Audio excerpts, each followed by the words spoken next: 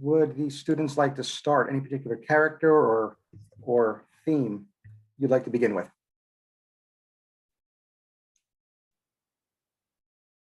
I think definitely George with his arm and his, quote unquote involuntary movements. So if there are people who are part of this group now who were unable to watch the episode, briefly, 25 words or less, I'm not going to put you on the spot. Somebody briefly describe the scene so we can actually begin to detail this.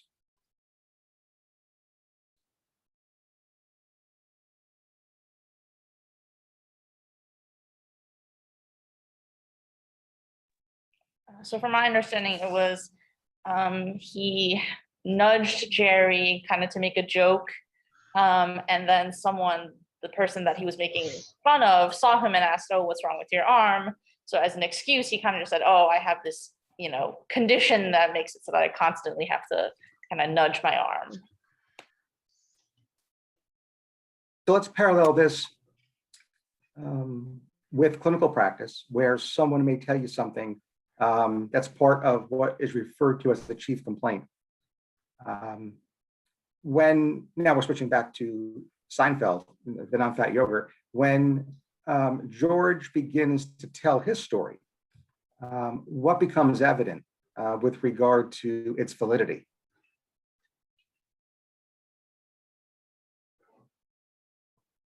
I mean, it's easy, yes or no. Is it valid? Is it the truth? It's very much not the truth, and the doctor immediately picks up on that. Right.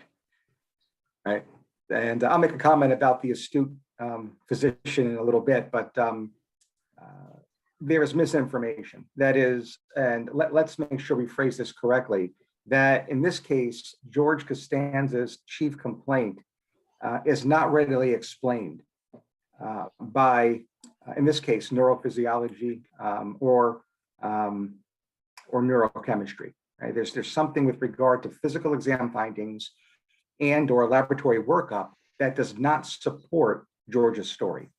Right? And again, there's a parallel with regard to medicine that kind of unfolds in the same way. And when a clinician hears an individual, a patient, tell them something that is inconsistent with the way the body functions, there are three things to consider. And we're going to get to the breakdown of those three things now. The first part of this algorithm, the first split in a clinician's case formulation is simple. Is there a conscious effort to deceive, AKA, are they lying or not? Right? And we already established that George is in the column, if you will, where we believe he's lying. So before we get there, let's talk about the situation in which the individual isn't lying, that you don't uncover anything with regard to your physical examination, including a mental status exam, or the patient's history to suggest that they're lying. In this case, you're dealing with what is referred to as a somatic symptom or related disorder, where somatic symptom disorder would be the easy example. And then there are some related disorders that should also be in your differential diagnosis. Anybody have any guess as to what related disorder the clinician should think of, or primarily think of in their differential here?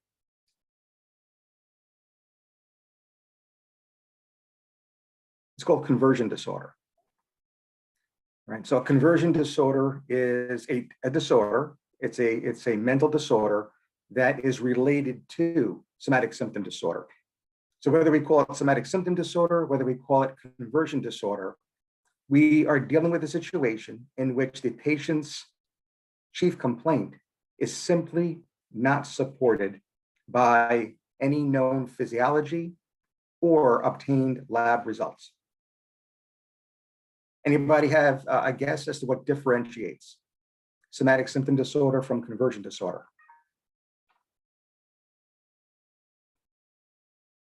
Conversion disorder is when the focus of the individual's chief complaint is on voluntary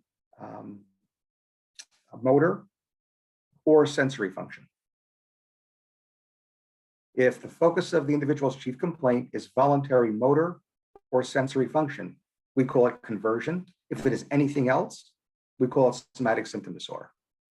So in that way, conversion disorder can be looked at, can be viewed as a variant of somatic symptom disorder. It is a disorder, a mental disorder related to. Hence, it is in the chapter somatic symptom and related disorders. So those are two things I think clinicians should always think about. If this group had decided that George Costanza was telling the truth because of the involuntary muscle movement, his most likely diagnosis would have been conversion disorder, voluntary motor and or sensory function. On the other hand, you're telling me that the individual is lying. There's a conscious effort to deceive. Anybody have any idea of what the next question then you would ask George? Or in your clinical exam, what next you would try to address, even if not a straightforward question to the patient? If he has any real motivation, like external. That's it. Motivation in psychiatric or psychological terms is called gain, G-A-I-N. So motivation or gain would be the next best step. If the motivation is external, then we call it, or at least we used to call it, malingering. If it is internal, that is subconscious, or otherwise referred to as secondary gain, we call it factitious. So that's the differentiation between malingering and factitious. So again, external gain is malingering, internal gain, subconscious gain, secondary gain is factitious disorder. So by kind of going through the algorithm, by working this through the clinical mind, you could see that there are three sets of illness: the somatic symptom and related disorders, for which there are two primary examples, as well as other conditions, including factitious and malingering. So I think that's a three-pronged way clinicians should address situations in which people come to you and ask you for help, but physiology simply does not support what they are telling you in their story. That's exactly what George Costanza is representing today. Now, Larry David gives it away. We actually see, we observe everything unfold. And that's a reminder to clinicians, right? And again, we're talking about now the astute physician who picks up that George Costanza is lying and therefore is malingering. In the absence of observable evidence, unless you actually see the patient do something that they tell you they can't do, or vice versa, you have to give them the benefit of the doubt. So if you don't catch them in a lie, it is always a somatic symptom and related disorder, or to say, or related disorder. Even if your red flags are going up, even if you deeply suspect them to be lying, unless you observe it and are able to medically document it, they are not lying. So the default must always be the patient is telling the truth and therefore is always presenting with a somatic symptom or related disorder.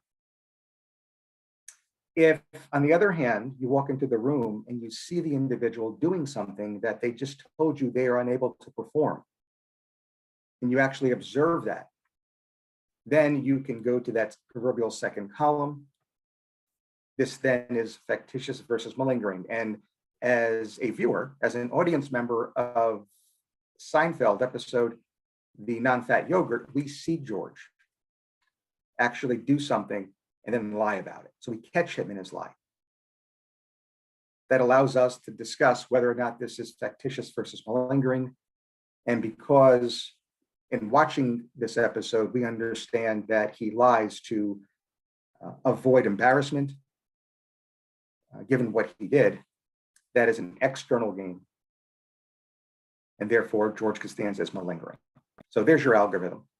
It's very critical to understand this. And shrink this down to its basic components, because real life cases that present like this are awfully difficult.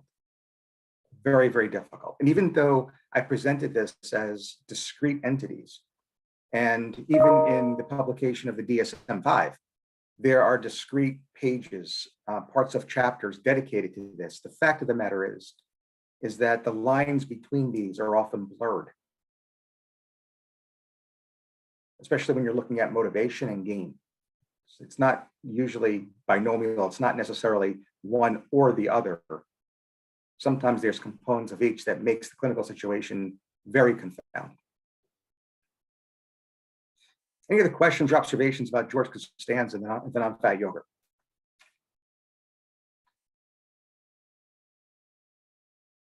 What other character interested you in this episode?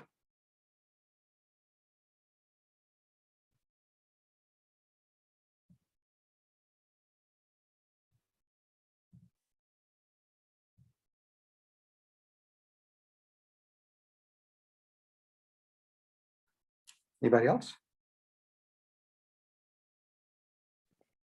Elaine and her like obsession with her weight. Go on. So again, for those who weren't able to watch the episode, give us a little bit of detail about what you saw. So basically, Kramer tells Elaine and Jerry that they look like they've gained weight, and then they go and weigh themselves, and it turns out they have, and they are very confused because they haven't changed anything about their diet or exercise routines. So they end up blaming it on the non-fat yogurt, and then becoming obsessed with figuring out if the yogurt actually has fat or not. So if Elaine presented to you with these concerns, I mean, and these concerns were at the intensity that motivated her to seek help from a psychiatrist, right? Because she was preoccupied. What are some of the things that, as a clinician, you would have in your differential diagnosis? Anyone? Definitely a preoccupation with weight and body image. She thought the reason she didn't get a call back was because of when the man put his arm around her instead of her almost getting him fired. So yeah, that was problematic. What condition should we discuss then? Body dysmorphic. So that would be in the differential, body dysmorphic disorder. Body dysmorphic disorder, and again, this is, I'm going to approach this in a way similar to what I just discussed pertaining to the somatic symptom and related disorders. If an individual comes to you with a preoccupation with regard to their being disfigured in some way, body dysmorphic disorder must be high in your differential diagnosis. Body dysmorphic disorder is preoccupation with an imagined defect in appearance. A preoccupation is a deficit of thought content, and it distinguishes itself from a delusion by its rigidity. That is there any insight to the individual's thought content versus not? If the individual provides some insight that the preoccupation, this thought, is a product of their own mind, and there is some discussion that you could have when presenting evidence to the contrary, we'll call it a preoccupation. However, even upon presenting evidence to the contrary, if the individual remains fixed in their belief, then we call it a delusion. And again, it sounds simple in terms of what I just told you, the definition, and how now you will approach this on a test, but in real life, it's not nearly as simple, because the line between a preoccupation and a delusion is not always clear cut. But for this morning, and our purposes, in this didactic, preoccupation, yes, insight. On a scale of 1 to 10, the insight is going, or I should say, on a scale of 0 to 10, insight that helps define a delusion or separate a delusion is going to be 0. And then looking at it from the other perspective, on a scale of 0 to 10, the level of insight that will help you differentiate the preoccupation is 1 to 10. So it could be extremely low, or it could be quote unquote within normal limits. If an individual comes to you with an imagined defect in appearance for which you deem there is no insight, and even when you present evidence to the contrary, the individual remains fixed in their belief, the most likely diagnosis then would be delusional disorder, somatic type. So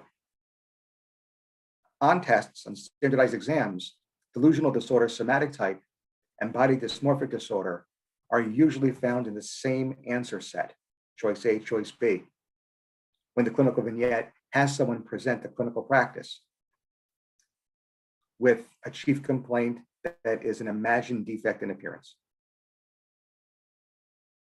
When that imagined defect in appearance is body image, we call it eating disorder.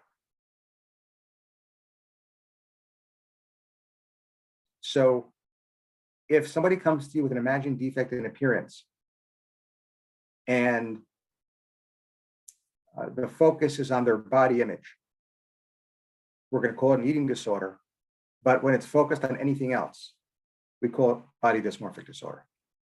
It's a very similar way that we differentiate conversion disorder from somatic symptom disorder.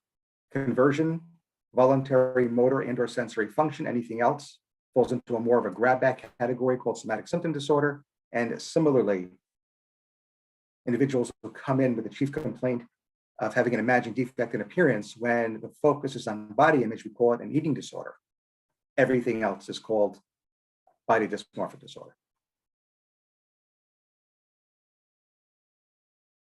Before we get to the next step in terms of differentiating the different eating disorders, are there any questions with regard to anything we've previously discussed? So an individual comes in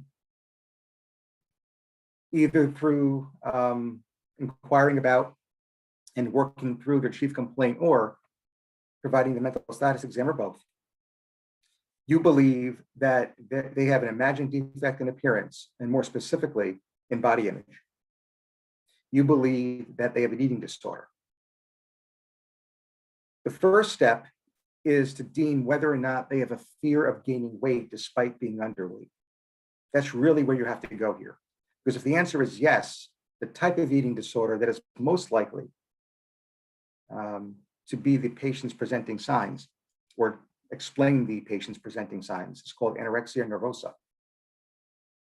If there is no fear of gaining weight, and if your patient is not underweight, the most likely diagnosis is going to be bulimia nervosa.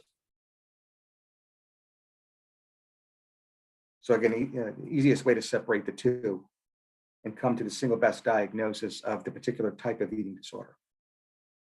Again, an individual comes in, you feel as though they are preoccupied, specifically with an imagined defect in appearance. If that defect in appearance is body image, eating disorder, and if there is a fear of gaining weight despite being underweight, anorexia, if not, bulimia. If the imagined defect in appearance is anything else other than body image, body dysmorphic disorder. So again, you can build the flow chart that way.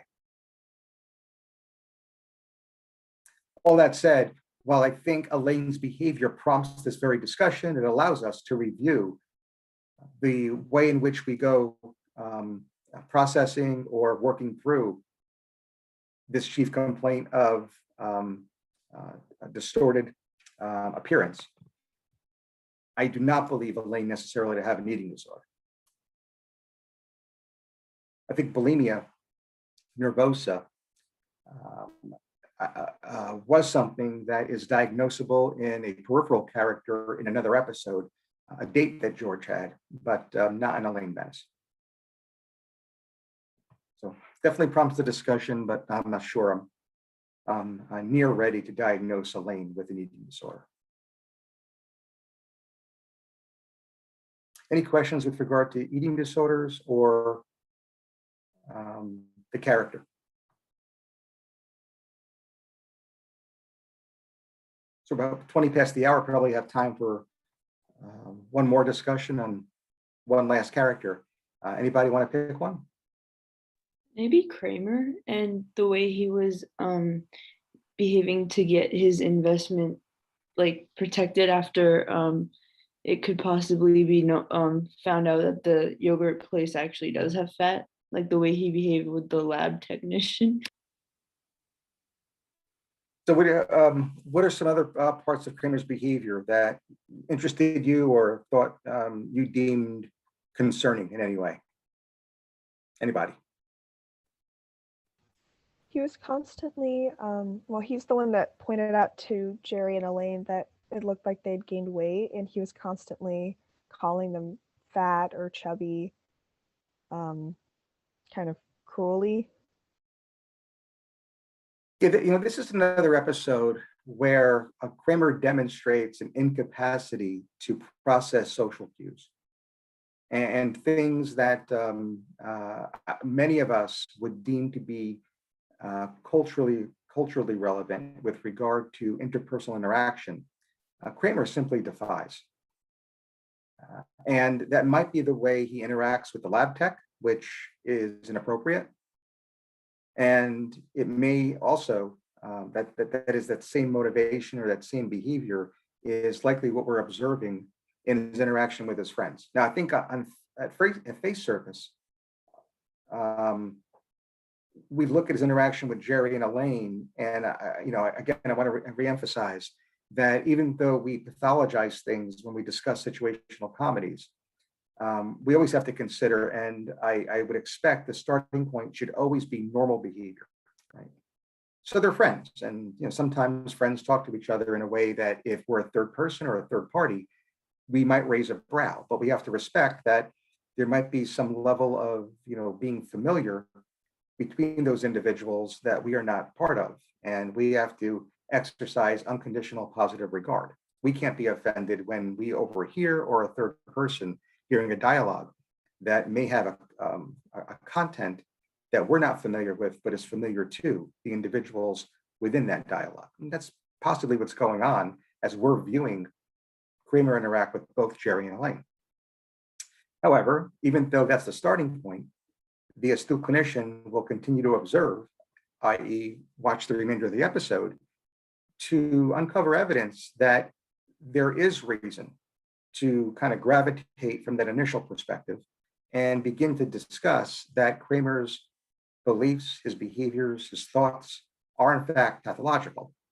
And when we see him interact with the lab tech, and we see this interaction be in a different setting, we then know it's pervasive, which means that it's not state dependent and having to do with friends, that it goes beyond that.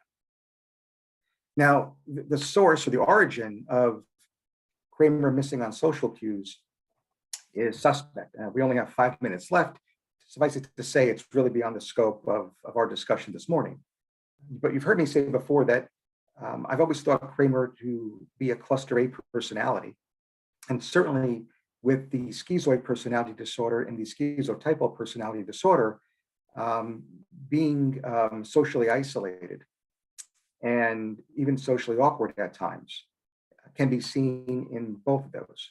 The other cluster A personality, specifically paranoid personality disorder, does not appear to be playing a role here. But I think if we were to have this discussion, we would certainly evolve to the cluster A personalities in general and certainly differentiate between the schizoid personality as well, or versus the schizotypal personality disorder, because both have that difficulty with social interaction. And I think that's what's going on with Kramer. And even if we look at that N of 2, lab tech, friends, right, happens only twice. For those of you who have seen prior episodes and prior seasons, we know that Kramer's attitude, his behavior in these types of social situations is quite pervasive. And because we could date this all the way back to season 1, it's also stable, right? So it's stable over time, as well as being pervasive, that is, crossing social situations at any one point in time. and that's supportive of there being a personality disorder. Right?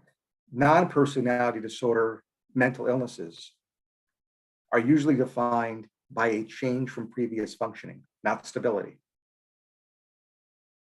So I think that's the way I would work through Kramer's behavior. All right, any last questions? Otherwise, we're kind of coming up to the bottom of the hour. Last questions, last thoughts? All right, we'll end it here. For those of you who are on the service today, there's only one team this morning.